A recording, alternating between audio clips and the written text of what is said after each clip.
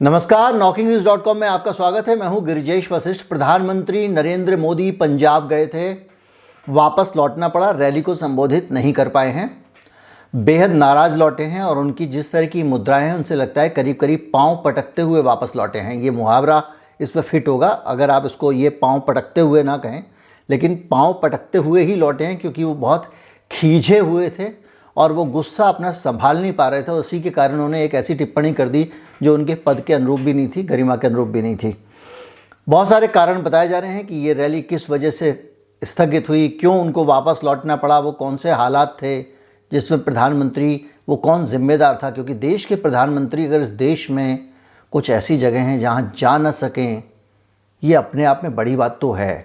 और ये अब पूरे सिस्टम पे एक सवाल है, क्योंकि प्रधानमंत्री जो है वो इस देश का सबसे अधिक शक्तिशाली आदमी होता है। तो फिर इस पूरे सिस्टम पे जब आप जांच करेंगे, एक इंडिपेंडेंट इन्वेस्टिगेटर की तरह जांच करेंगे, आप जानना चाहेंगे, तो इस देश के हर नागरिक को ये जानने का हक है कि दरअसल कहाँ चूक हुई, किन के कारण प्रधानमंत्री जा नहीं पाए। कहीं मत जाइए, चैनल को सब्सक्राइब कर लीजिए। आज इसी विषय पे बात करेंगे, एक एक करके हम बात करेंगे, एक एक मसले को उठाएंगे और समझने की कोशिश करेंगे कि आखिर हुआ क्या है पंजाब में जिसके कारण पीएम मोदी को वापस लौटना पड़ा बगैर भाषण दिए।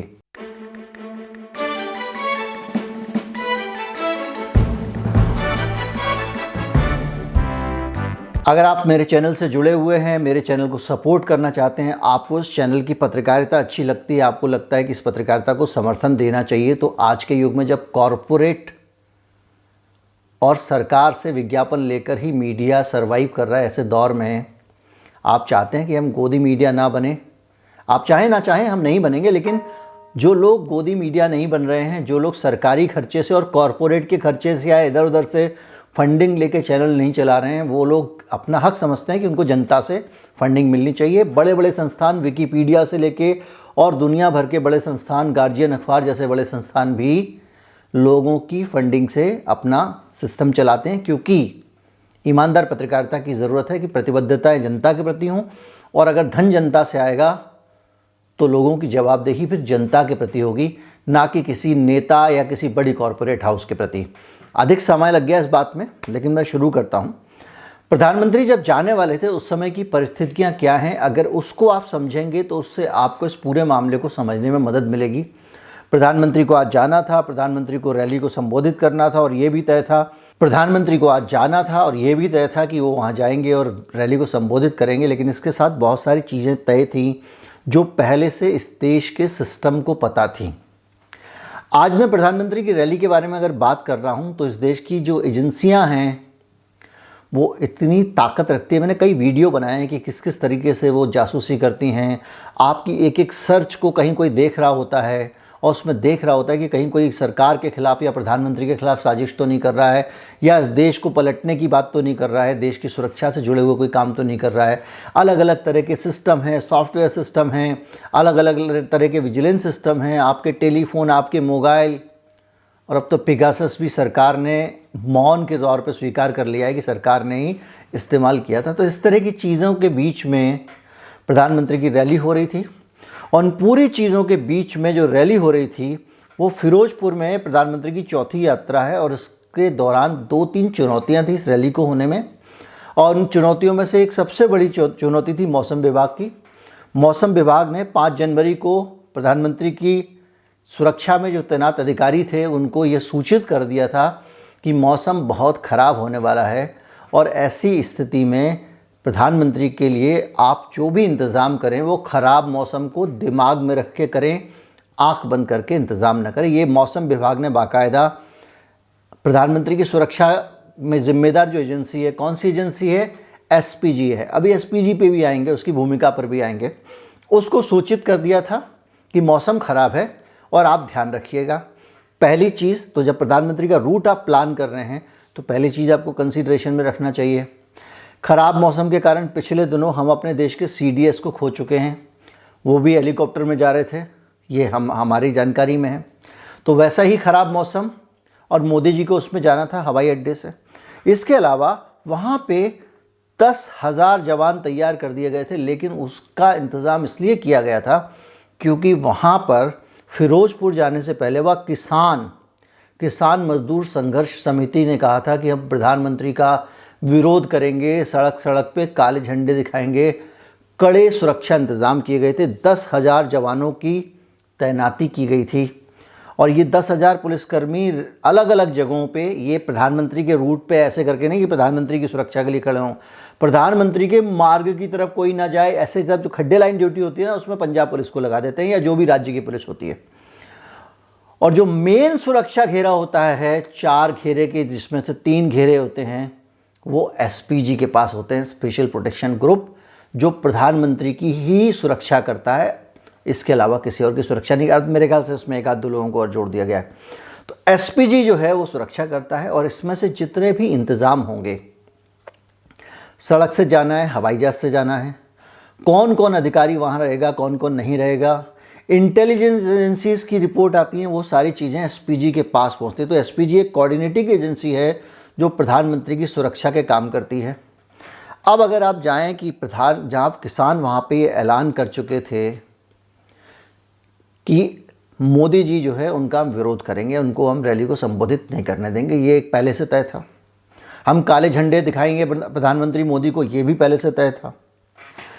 और मौसम ख़राब है, ये भी पहले से तय था। तो जब मौसम ख़राब है, ये पहले से तय था, तो जो सुरक्षा अधिकारी थे उनकी जिम्मेदारी बनती थी कि वो ख़राब मौसम के दौरान अगर हेलीकॉप्टर नहीं उड़ पाता है या प्रधानमंत्री का विमान लैंड नहीं कर पाता या कोई और सुविधा होती है, हालांकि प्रधानमंत्री जी का वैसा विमान है जो कहीं भी लैंड कर जाता है, तो ऐसी स्थिति में हम क्या करेंगे। एक प्लान बी रहता है और उस प्लान बी के अकॉर्डिंग, प्लान बी मतलब एक वैकल्पिक व्यवस्था रहती है। उस वैकल्पिक व्यवस्था में जहाँ से प्रधानमंत्री जाएंगे तो वो कौन सी जगह होगी, वो कौन सा रास्ता होगा, उस रास्ते पर सुरक्षा के क्या इंतज़ाम होंगे, रूट क्या लगाए जाएंगे, कौन कौन अधिकारी वहाँ तैनात होंगे। इसके अलावा आईबी से लेके और रॉ से लेके और जितने भी हिंदुस्तान के जो high profile sophisticated security system agencies हैं, जिन पे हम सैकड़ों करोड़ रुपए बल्कि हज़ारों करोड़ रुपए खर्च करते हैं, जो यहाँ से लेके इजराइल तक ऑपरेशन कर दें, इतनी पावरफुल एजेंसियाँ हैं, उन एजेंसियों की जासूसी भी वहाँ पे काम कर रही होती है। तो जब आपको पता था कि मौसम ख़राब है और ज़रूरी नहीं कि प्रधानमंत्री हेलीकॉप्टर से जा पाएँ, तो आपको उसके इंतज़ाम करना चाहिए था। अचानक पता चलता है कि प्रधानमंत्री जी हेलीकॉप्टर से नहीं जा रहे हैं, अब सड़क के रास्ते से जाएंगे। तो जब सड़क के रास्ते से जाने वाले हैं तो आपको पहले से व्यवस्था रखनी चाहिए थी कि उस सड़क के रास्ते में कोई अड़चन और व्यवधान ना हो। इसके लिए रूट कौन लगाता है? एसपीजी लगाता है। व्यवस्था कौन देखता है? एसपीजी देखता है।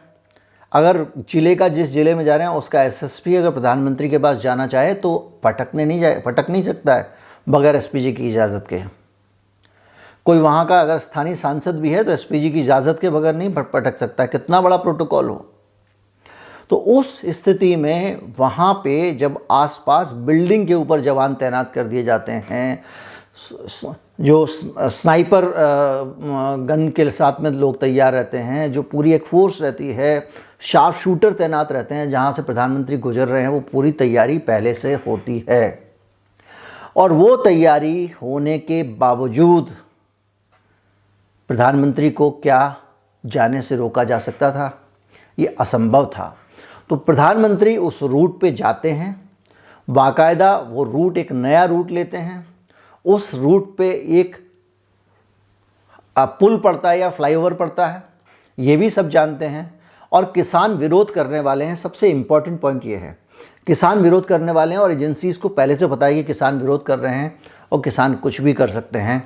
ऐसे में एजेंसी की जिम्मेदारी बनती थी कि किसान जो काम कर रहे हैं उसकी पूरी जानकारी अपने पास रखती, किसानों की मूवमेंट के बारे में पता रखती और बाकायदा उसका एक काउंटर मैनेजमेंट करती कि अगर ये यहाँ से निकलेंगे तो हमको कैसे रोकना है, कैसे हटाना है।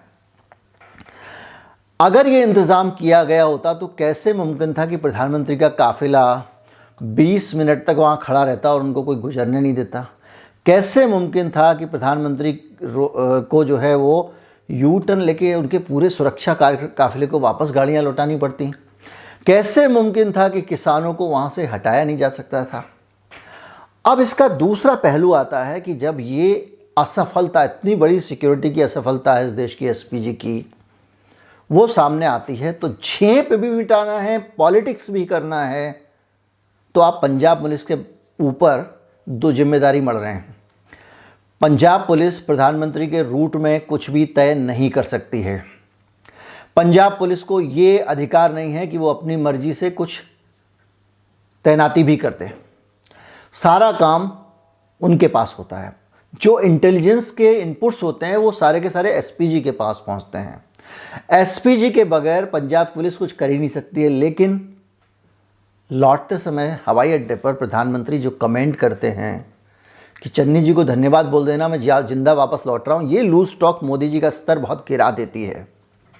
आप याद कीजिए, TV9 भारतवर्ष नाम के चैनल के उद्घाटन में गए थे मोदी जी, और वहाँ पे उनके CEO से बोल रहे हैं कि आपने तो हमारे विरोधी पत्रकारों को अपने चैनल में रखा हुआ है। उसके बाद में उन पत्रकारों को वहाँ से हटाया गया, सब जानते हैं। तो इस तरह की हल्की बातें करना एक देश के प्रधानमंत्री को शोभा नहीं देता है कि उनको थैंक यू बोलिएगा कि मैं जीवित वापस जा रहा हूँ। अगर आप जीवित वापस जा रहे हैं तो SSP के कारण जा रहे हैं, आप SPG के कारण जा रहे हैं। अगर आपको दिक्कत हुई तो SPG के कारण हुई। SPG अकेली एक जिम्मेदार एजेंसी है आपकी सुरक्षा की, कोई भी व्यक्ति उसके लिए जिम्मेदार नहीं है। लोकल पुलिस कुछ नहीं कर सकती थी, लोकल पुलिस आपको रोक भी नहीं सकती थी, और लोकल पुलिस की कहने पे SPG एक भी काम नहीं करती है। और ऐसी सैकड़ों खबरें हम सुन चुके होंगे, पढ़ चुके होंगे कि SSP ने बड़े बड़े तरुण छाओं को औकात दिखा दी प्रधानमंत्री की सुरक्षा के मामले में, वो किसी की नहीं सुनते हैं।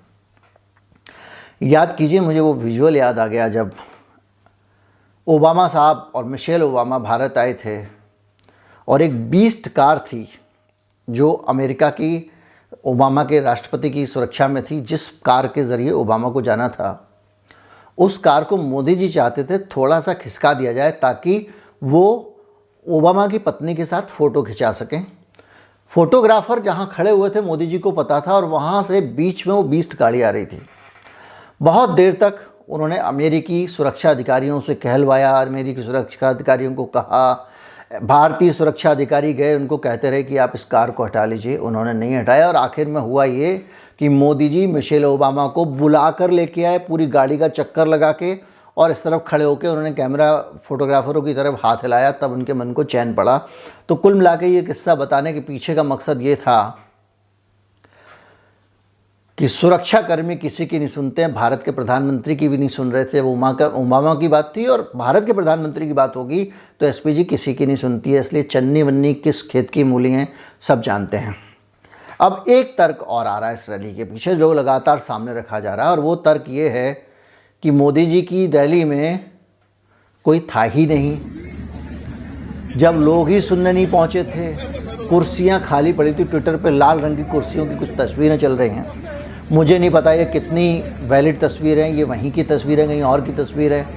ये फैक्ट चेक जब सामने आएगा तो पता चलेगा, क्योंकि अक्सर लोग इस तरह की छोटी चीज़ें भी आजकल शेयर करने लगे हैं। लेकिन कुछ तस्वीरें लगातार साझा की जा रही हैं, और जो तस्वीरें हैं वो ये कह रही हैं कि मोदी जी जो है उनको उनकी रैली में लोग थे नहीं, मौसम ख़राब था, और भयंकर किसान विरोध कर रहे थे, और रैली स्थल पे कुछ गड़बड़ हो जाती, बड़ी बेइज्जती होती। उससे अच्छा ये था कि वापस लौट जाओ और इसको मसला बना दो, ये आरोप लग रहा है।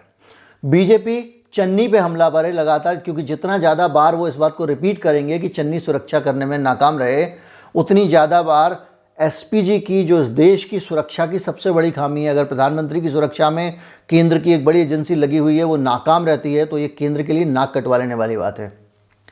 तो अगर उसको बचाना है तो चन्नी के ऊपर आरोप लगाओ, तो वो चन्नी पे अटैक कर रहे हैं। और कांग्रेसी उधर से उल्टा अटैक कर रहे हैं कि किसानों ने इतना विरोध किया कि मोदी जी जो है उनको वापस लौटना पड़ा। और ये वाकई बड़ी घटना है इतिहास की कि किसानों के विरोध के कारण या किसी भी एक प्रेशर ग्रुप के विरोध के कारण प्रधानमंत्री को अपना कार्यक्रम बदल के वापस लौटना पड़ा हो। ये अपने आप में उस प्रेशर ग्रुप की बहुत बड़ी जीत है, और ये बहुत बड़ा संदेश है जो वहाँ से जा रहा है। अब उसके बीच में किसानों के विरोध के कारण लौटे हैं, या खाली कुर्सियों के कारण लौटे हैं, या सुरक्षा में खामी। देखिए, सुरक्षा में खामी तो है, किसान विरोध करने वाले थे, आपको पता था, लेकिन आप उनको रोक सकते थे, वो काम आप नहीं कर पाए। और ऐसा हो ही नहीं सकता कि केंद्र की सुरक्षा एजेंसियों के पास ये इनपुट ना हो कि किसान वहाँ पर ये हरकत करने वाले। और अगर ऐसा हुआ है कि इनके पास इनपुट नहीं था, तब तो ये देश के लिए शर्म की बात है कि हम इतने रुपए खर्च करते हैं, इतनी एलीट एजेंसियाँ हैं हमारी, और वो ढंग से एक इन्फॉर्मेशन तक नहीं रख सकती हैं, एक इनपुट तक उनके पास नहीं होता है। फिर तो बहुत शर्म की बात है। देश की हर संस्था में, हर संगठन में इनके लोग होते हैं, जहाँ से इनको इन्फॉर्मेशंस मिलती रहती है, हर बैठक की कार्रवाई इनको पता रहती है, और ये वाली बात कैसे मिस हो गई? ये बात अपने आप में हजम होने वाली नहीं है।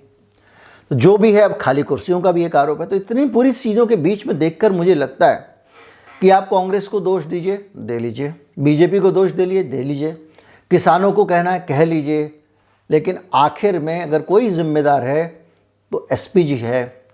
और एसपीजी किसके अंडर में काम करती है? एसपीजी गृह मंत्रालय के अंडर में काम करती है। गृह मंत्री कौन है? अमित शाह हैं। कौन से वाले अमित शाह? जिनके बारे में 2 दिन पहले आपको पता लगा था, वो कह रहे थे कि उनका दिमाग लोगों ने ख़राब कर रखा है, सत्यपाल मलिक बता रहे थे। वही अमित शाह जिनके बारे में लगातार चल रहा है कि वो इस बात से बड़ा दुखी हैं कि मोदी जी योगी जी को थोड़ा थोड़ा पुश कर रहे हैं, उनको थोड़ा थोड़ा कट कर रहे हैं। तो एक एंगल ये भी हो सकता है कि अमित शाह किसानों के विरोध के कारण प्रधानमंत्री वापस लौटे हैं, ऐसा एक मुहावरा देना चाह रहे हों। लेकिन इतना आसान नहीं है, एसपीजी मंत्री की भी नहीं सुनती है, वो प्रोफेशनल ग्रुप है। हो ना हो, ये सुरक्षा में चूक है, बड़ी चूक है, और इसकी जिम्मेदारी एसपीजी को लेनी चाहिए। खुद प्रधानमंत्री को इस बात को समझना चाहिए। अब वो इस बात को अगर इस तरह से राजनीति और दूसरी चीज़ों में समेटने की कोशिश करेंगे, तब तो ये एक अलग तरह की दिशा आप दिखा रहे हैं। दूसरे राज्यों में आप जाएंगे, वहाँ के मुख्यमंत्री भी यही करेंगे, तो ऐसे तो देश चल गया। प्रधानमंत्री की सुरक्षा सबकी जिम्मेदारी है। इस देश का सबसे शक्तिशाली नेता है, और उसको अगर इस तरह से बगैर भाषण दिए, पूरी भाषण सोचिए, पूरी लाइनें भाषण की याद की होंगी, दिमाग में सोचा होगा ये बोलूँगा वो बोलूँगा, ऐसे तालियां बटोरूंगा, ऐसे सवाल पूछूंगा, उस सब पे पानी फेर दिया, तो बहुत गलत हुआ है। उम्मीद करता हूँ वीडियो आपको अच्छा लगा होगा। अगर अच्छा लगा हो तो ज़्यादा से ज़्यादा लोगों तक पहुँचाएँ। चैनल को सब्सक्राइब कर लें अगर नहीं किया है तो। नमस्कार, जय हिंद।